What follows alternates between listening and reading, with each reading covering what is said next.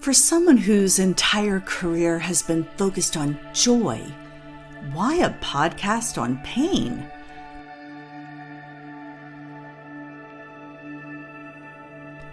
Because these stories need to be told.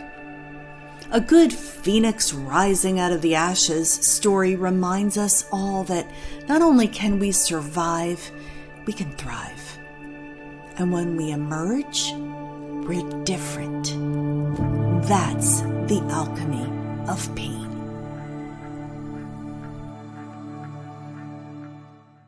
Hi, everybody, and welcome to the alchemy of pain. I'm already a bit choked up with emotion because I will never forget how I met this gentleman. It was over a decade ago, and I was sitting in a national sales meeting and thinking, oh, here we go. We have another motivational speaker. My life was pretty much checking all the boxes at that point. Married, dog, house, calm life, good job. And yet the words that this man spoke resonated with me. And I thought, how could a person who has been through so much pain end up being such an inspiring figure? And then my life fell apart. And I went back to his words and his life story over and over again. And I can't even almost believe that someone whose podcast has over 300 million downloads, he's an international speaker, they're making a movie of his life, and he agreed to be on this podcast. John O'Leary, I am in your debt. Thank you. You don't owe me a thing, Brenda. I'm honored to be on and looking forward to just serving with you. So for those who may not know, I always start with, what was the pain that changed your life forever? Would you mind sharing your story?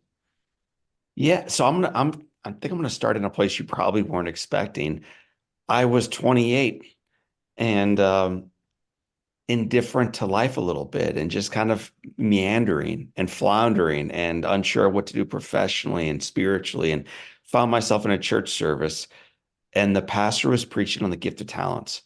And I'm going to make a long sermon far shorter for your listeners. But at the end of the sermon, he said, and for those of you who feel like you only have one talent, one gift, listen to me. Your life is a priceless, precious gift.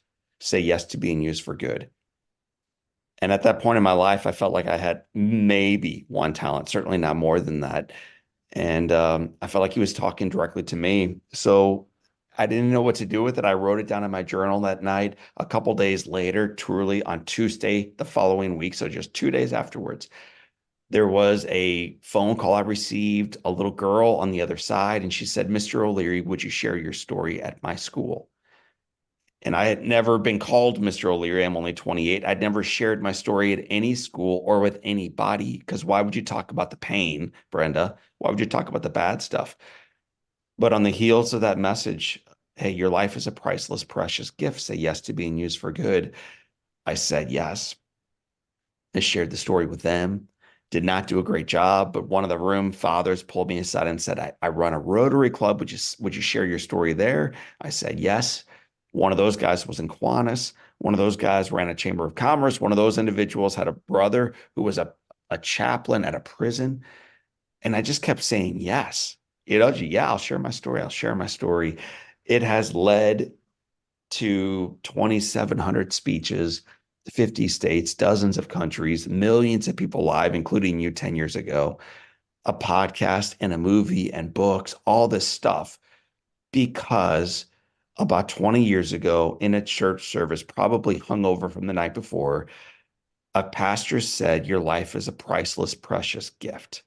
Say yes to being used for good. So what is the story ultimately that he was challenging me to say yes to? And by the way, it wasn't me. It was hundreds of people in this church.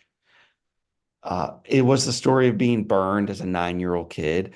As a 9-year-old, I had witnessed boys in my neighborhood playing with fire and gasoline.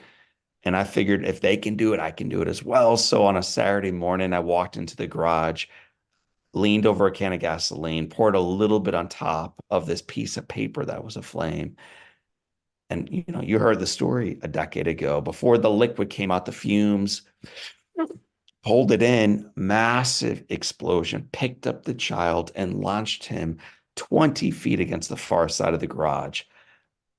And it's the story that started this painful, agonizing journey forward. And you ask any questions around it that you'd like, but that's the explosion. That's the epicenter for our story. I'm actually so grateful that you didn't start with the explosion because, you were a little boy. It happened to you. And then you fast forward 20 years and realize that there's been a story in the making. I agree with you that in the telling of the story, there's healing. And yet, I didn't want to be known as the Right. sad story, which is why I didn't tell my story too often. I didn't want to identify as the grieving widow. And yet, when I started telling my story, so what did you find when you started telling your story? Yeah, doors opened up, but what was happening inside of you as you told it? Yeah, for me it was slow. Like honestly, I'm not being humble. It's just true. I'm a gradual learner, man. I struggled in school, struggled with self-confidence, struggled in just about every aspect of my life. And so it wasn't like a Damascus moment where the light shines through and my life changed. I did poorly with the Girl Scouts, but well enough that I got a second and a third and a fourth and a fifth and a 10th and a 20th and a 50th and onward from there. And slowly I began to recognize two things. Number one is there was sanctity within the scars and within the pain, within the brokenness. There was beauty in them somehow. Wasn't exactly sure what that meant for me or what it means for us, but it started giving me confidence that in spite of my pain, there was reason for hope within it. So that was part of it. And the second thing that started happening is I'll make this personal, although I did a poor job and then I did a second poor job and a third poor job, I did it less poorly each time afterward and eventually started doing a pretty decent job, then a good job, then an extraordinary job.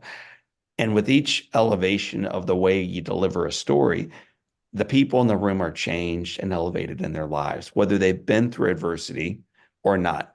You, a decade ago, had a dog, had a husband, had a house, had a job, had a good life. But even you were moved. And so I recognized along the journey that the story was not about John's fire and his scars and the amputations and what he went through. It is about individual struggles and what they're going through and the agony they have faced in the past tense, are facing currently, or will face in the future. And that is and was what fueled me to keep doing this thing and do it better with each future audience. Is that how you make peace with the pain? In part, I make peace with the pain, in part, though, by recognizing what's the alternative. And there are people who choose that alternative, and I mourn them. I had a dear friend whose son died by suicide 5 years ago, 2 days ago. And we had a nice, healthy, painful, healing conversation on a phone call just 2 days ago, 5 years after his son's death. This man is broken and will always be, and who would not be? So that's one alternative to the pain.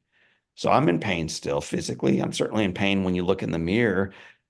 And one way is to choose a different path.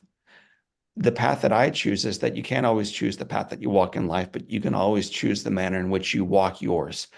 And that just inspires me to do the best I can with the pain I have. And one way that has always helped me, Brenda, is to make it about someone else, to recognize the beauty within my own life, to recognize the goodness within the sunshine, within the promise of spring, all the things like that that are in front of us. But also, when you start making your story, your life, your pain about the one in front of you, the pain that you feel yourself begins to fade. And so the more, and this is not for everybody, and it's also based upon where you are in your healing. When you first lose your husband, the idea of making it, hey, make it about someone else and it's gonna be fine. I don't think so. I've been married 20 years. I don't know what that pain is like, but I do know this. If you try to heal it too quickly, you'll end up even more broken. At Oh, and I some did do point that. in the journey, at some point in the journey for me, after being burned 36 years ago, I have chosen to say, and I want to live better for others. Mm. And so many people are benefiting as a result. John, to look at you, people would just see an attractive man, Thank you. successful. Tell me more. Yes. No, yeah. So, but you were burned. You had a 1% chance of living. You were burned over 100% of your body. You laid in a hospital bed for how long? 5.5 months.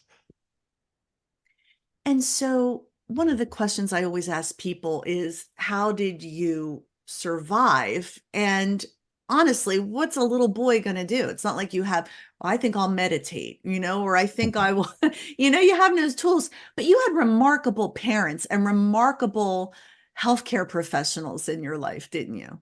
Right. And the reality is that the question you asked is so broad that we could spend 4 hours answering it because you're right. I think to kind of narrow in a little bit, I um I came into the hospital as a 9-year-old boy with no clothes and no skin on. Like I am dying. You said 1%. The percentage is this. They take the percentage of your body burned. So do the math at home now, 100. They add your age, 9, and they've got mortality. That's how they do the math in 2024. So in 1987, when this went down, it's not even 1%. It's a hopeless situation. I didn't know that. I just knew it was bad. And I knew I was maybe dying. And my mother came into the room and she told me she loved me. And I looked back and I said, Mom, knock it off with the love. Am I going to die from this? And when I asked her the question, Brenda, I assumed she was going to say, No, you're not going to die, baby. We'll get you out of here this afternoon. We'll swing you through Steak and Shake or what a burger or In and Out. Like we'll get you a milkshake on the way home. And instead of giving me the milkshake promise, the easy path forward, she held my broken hand, a hand that is going to have its fingers amputated shortly. So it's bad. She takes that little hand in hers, pats my bald head, and says, Baby, do you want to die? It's your choice. It's not mine.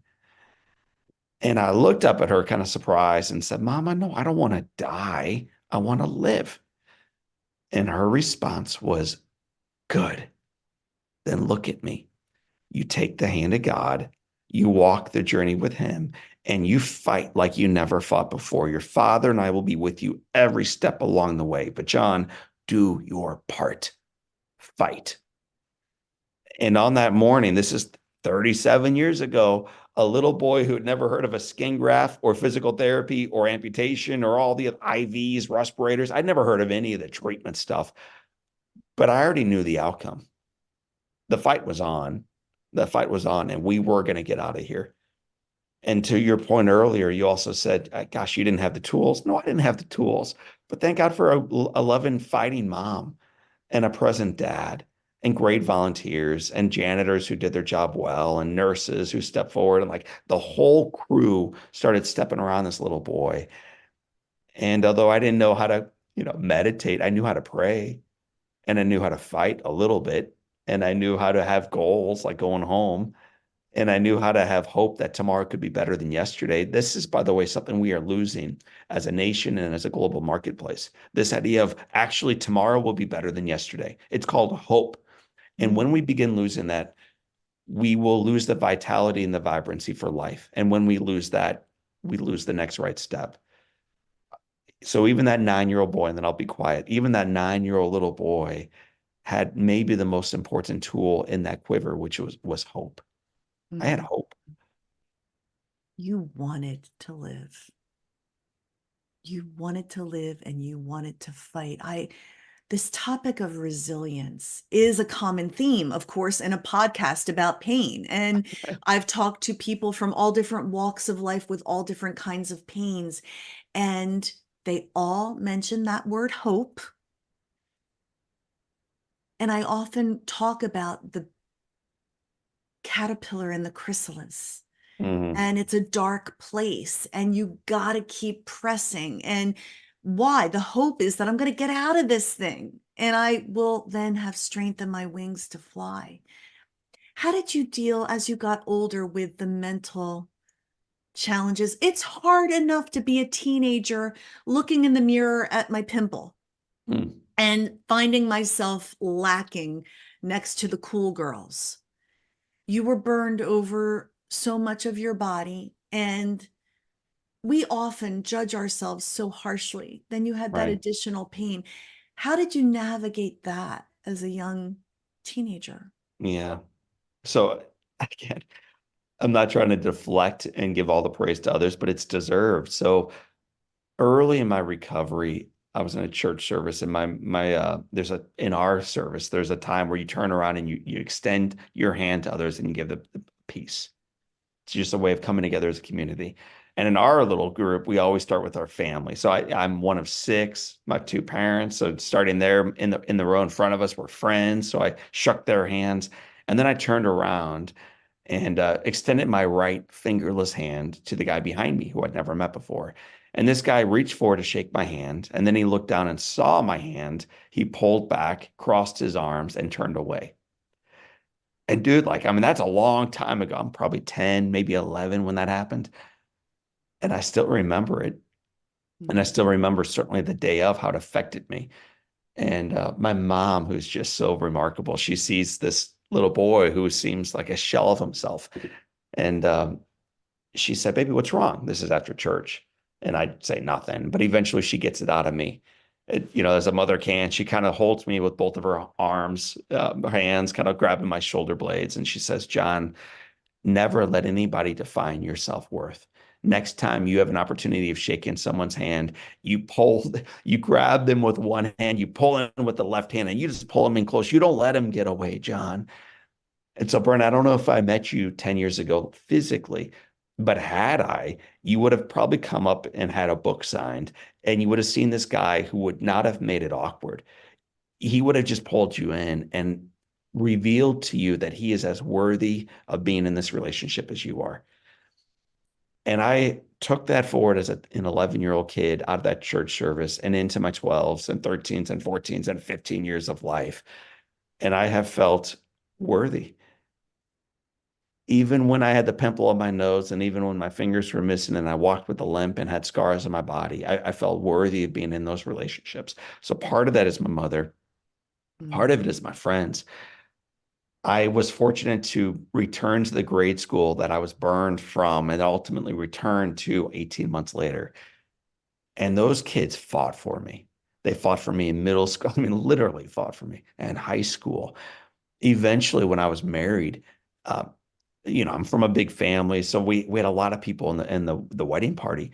But of the eight groomsmen, five of them were classmates of mine in grade school. And it wasn't like I selected them because I wanted to have a good story later on your podcast. But here's the deal. Those kids went into the trenches with me as a little boy. They fought alongside of me throughout our adolescent years. And they reminded me, whether it was a pimple or a bigger crisis than that, that I was one of them, that they loved me in spite of, or maybe because of the pain and the scars. So, how did I get through it?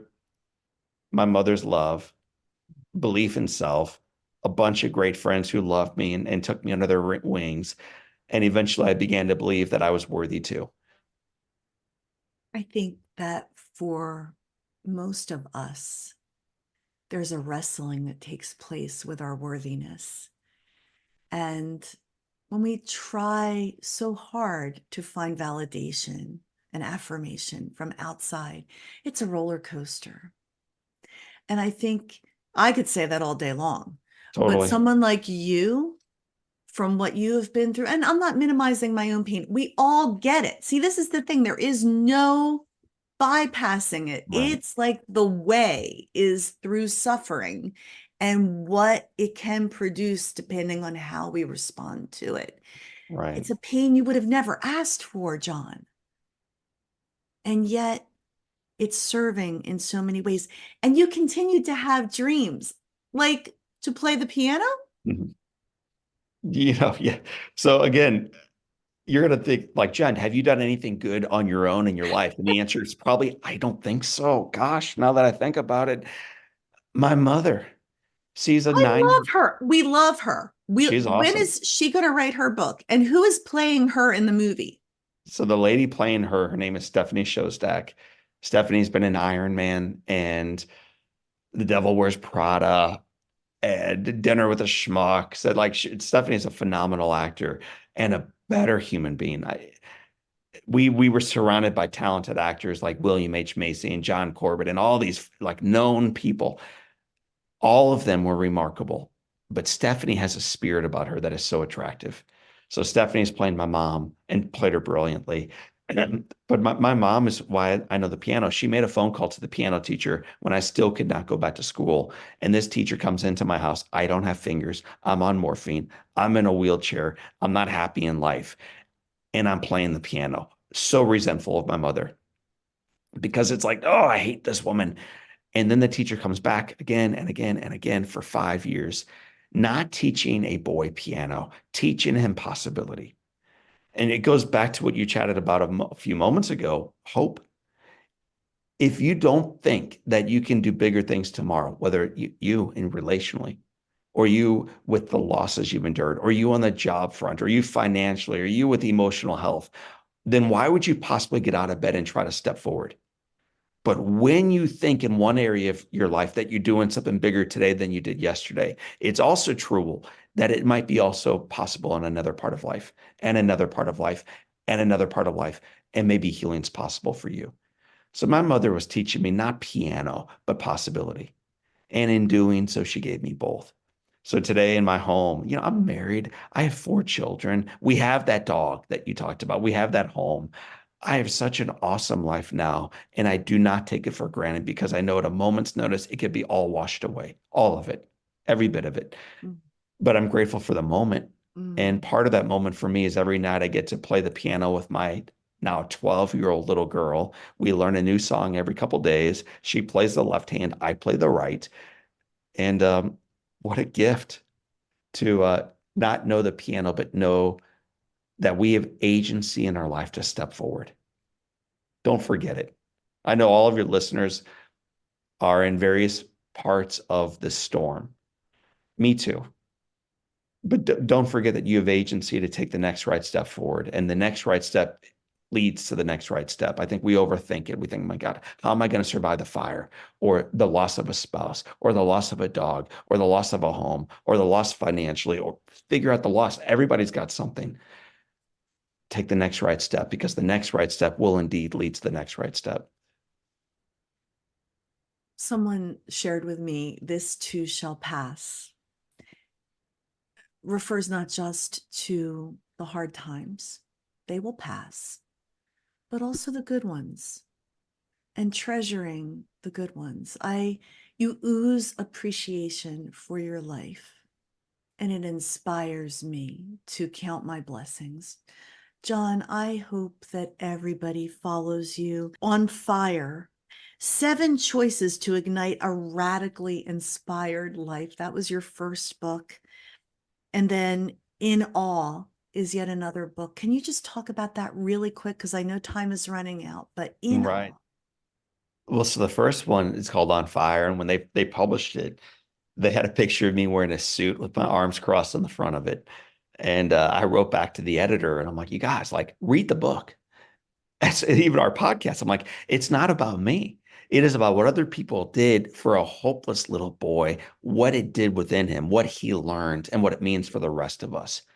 So when they redid the cover of On Fire, when you look at it, the words on fire, it's called foil wrap. It's kind of expensive, but it's like a mirry, fiery lettering so that you can actually see yourself in the letters. The whole idea is the reader can see possibility within their story.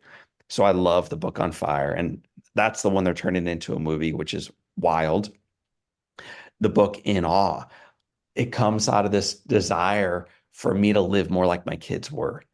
So about 8 years ago, I noticed that the most joyful, optimistic, potential laden human beings were the youngest among us.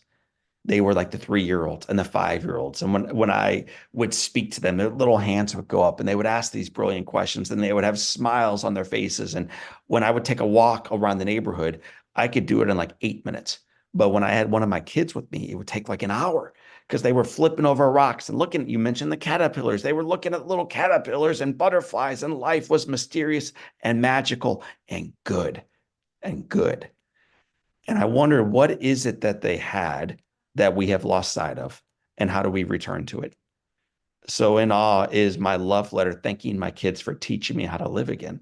Because hey, dude, I forget too.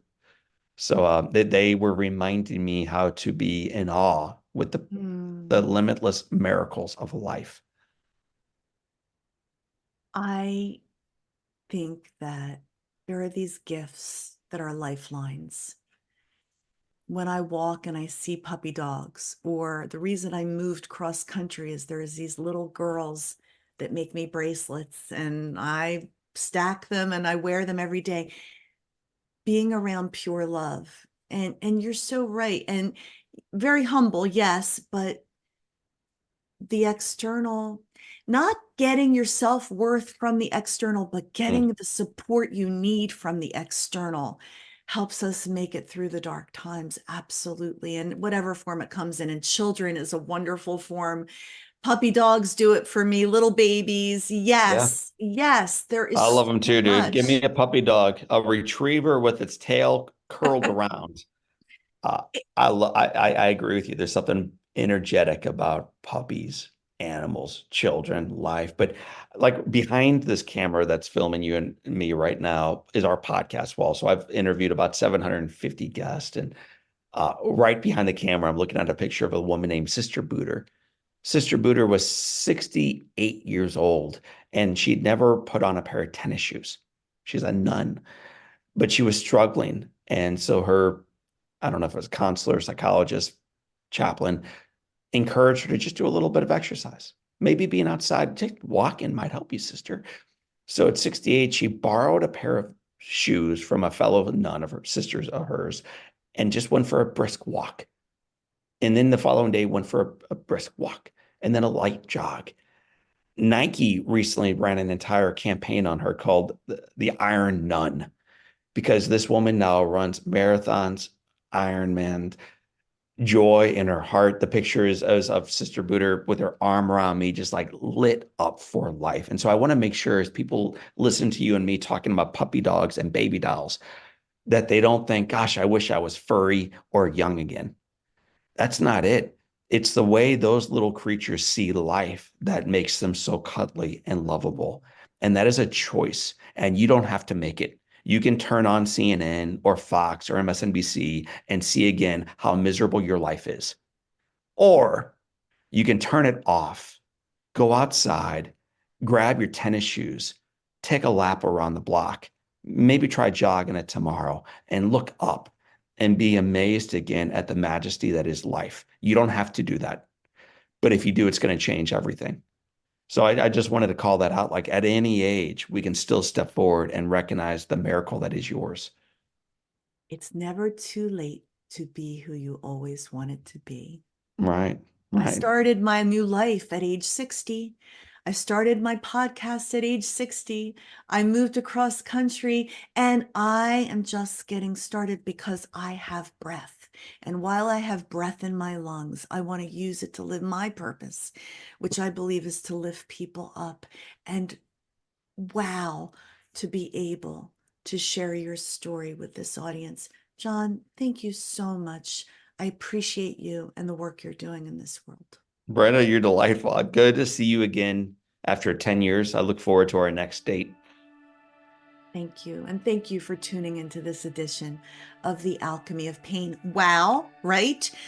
It's hard to stay sad after you hear John O'Leary speak. That caterpillar liquefies, takes on a completely different form, but it emerges as a butterfly. And so will you. Keep pressing. Have a good day.